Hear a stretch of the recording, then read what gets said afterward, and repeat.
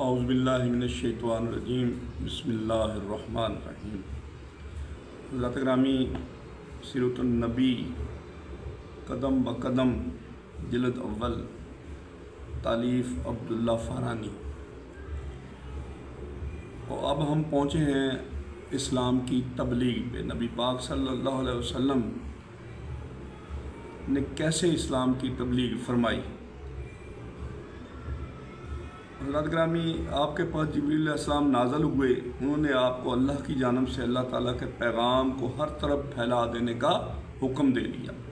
آپ صلی اللہ علیہ وسلم نے دوبارہ لوگوں کو جمع فرمایا، ان کے سامنے یہ خطبہ ارشاد فرمایا: اللہ کی قسم جس کے سوا کوئی معبود نہیں، میں خاص طور پر تمہاری طرف اور عام طور پر سارے انسانوں کی طرف اللہ کا رسول بنا کر بھیجا گیا ہوں۔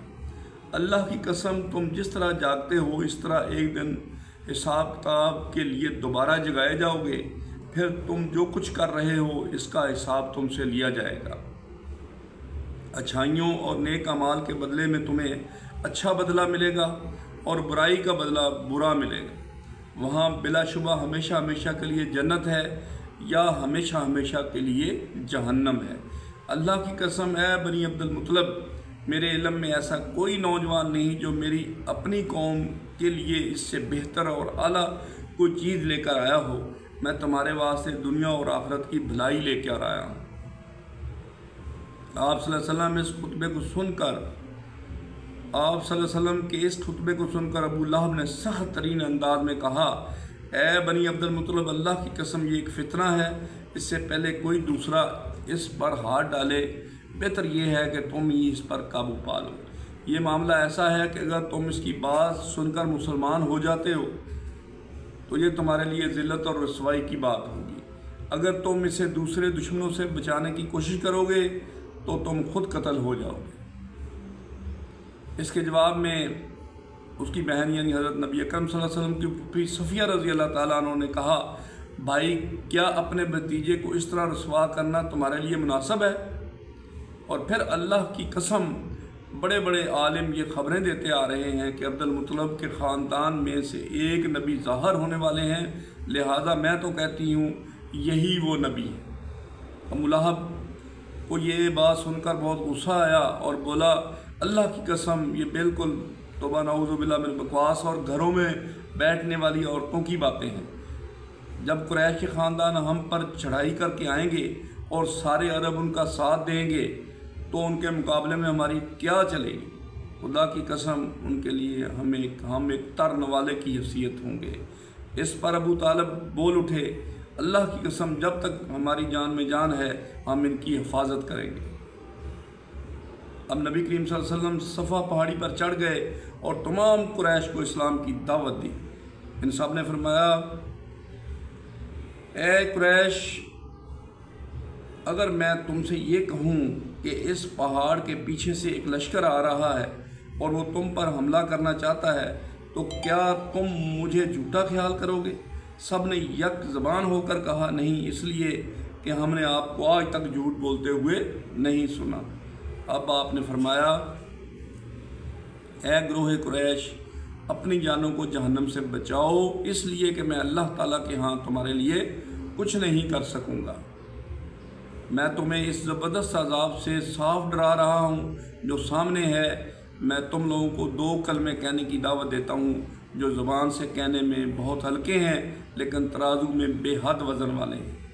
ایک اس بات کی گواہی کہ اللہ کے سوا کوئی عبادت کے لائق نہیں، دوسرے یہ کہ اللہ کا رسول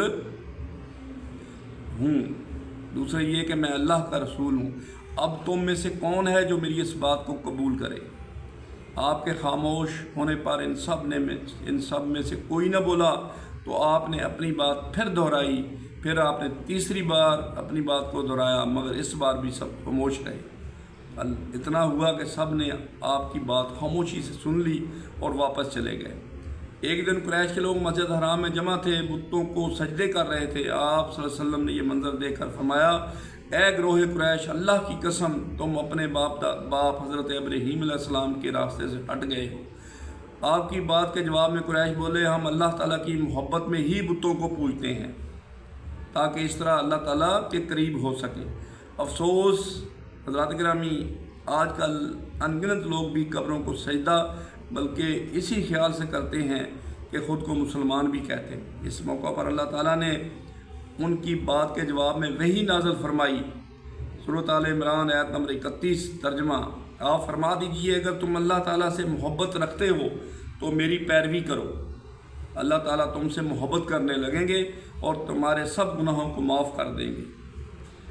قریش کو یہ بات بہت ناگوار گزری۔ انہوں نے ابو طالب سے شکایت کی، ابو طالب تمہارے بھتیجے نے ہمارے معبودوں کو برا بھلا کہا ہے، ہمارے دین میں عیب نکالے ہیں، ہمیں بے عقل ٹھہرایا ہے، اس نے ہمارے باپ دادا تک کو گمراہ کہا ہے، اس لیے یا تو ہماری طرف سے آپ اس سے نپٹیے یا ہمارے اور اس کے درمیان سے ہٹ جائیے، کیونکہ خود آپ بھی اسی دین پر چلتے ہیں جو ہمارا ہے اور اس کے دین کے آپ بھی خلاف ہیں۔ ابو طالب نے انہیں نرم الفاظ میں یہ جواب دے کر واپس بھیج دیا، اچھا میں انہیں سمجھاؤں گا۔ ادھر اللہ تعالیٰ نے حضرت جبریل علیہ السلام کو آپ کی خدمت میں بھیجا۔ حضرت جبریل علیہ السلام نہایت ہی حسین شکل و صورت میں بہترین خوشبو لگائے ظاہر ہوئے اور بولے، اے محمد صلی اللہ علیہ وسلم، اللہ تعالیٰ آپ کو سلام فرماتے ہیں اور فرماتے ہیں کہ آپ تمام جنوں اور انسانوں کی طرف اللہ تعالیٰ کے رسول ہیں، اس لیے انہیں کلمہ لا الہ الا اللہ تک کی طرف بلائیے۔ یہ حکم ملتے ہی آپ نے قریش کو براہ راست تبلیغ شروع کر دی، اور حالت اس وقت یہ تھی کہ کافروں کے پاس پوری طاقت تھی اور آپ کی پیروی کرنے کے لیے کوئی ہرگز تیار نہیں تھے۔ کفر اور شرک ان کے دلوں میں بسا ہوا تھا، بتوں کی محبت ان کے اندر سرایت کر چکی تھی، ان کے دل شرک اور گمراہی کے سوا کوئی چیز بھی قبول کرنے پر آمادہ نہیں تھے۔ شرک کی یہ بیماری لوگوں میں پوری طرح سماعت کر چکی تھی۔ آپ صلی اللہ علیہ وسلم کی تبلیغ کا یہ سلسلہ بہت بڑھ گیا تو قریش کے درمیان ہر وقت آپ ہی کا ذکر ہونے لگا۔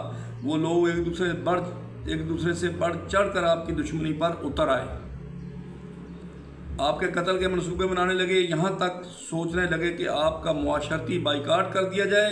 لیکن یہ لوگ پہلے ایک بار پھر ابو طالب کے پاس گئے، ان سے بولے، ابو طالب، ہمارے درمیان آپ بڑے قابل عزت اور قابل قدر شخصیت ہیں اور بلند مرتبہ آدمی ہیں، ہم نے آپ سے درخواست کی تھی کہ آپ اپنے بھتیجے کو روکیے، مگر آپ نے کچھ نہیں کیا۔ ہم لوگ یہ بات بالکل برداشت نہیں کر سکتے کہ ہمارے معبودوں کو اور ہمارے باپ داداؤں کو برا بھلا کہا جائے، ہمیں بے عقل سمجھا جائے۔ آپ انہیں سمجھا لیں، ورنہ ہم آپ سے اور ان سے اس وقت تک مقابلہ کریں گے جب تک کہ دونوں فریقوں میں سے ایک ختم نہ ہو جائے۔ تو حضرات گرامی، اس کے بعد پھر جو ہے آپ کے قتل کی بھی کوششیں شروع ہو گئیں۔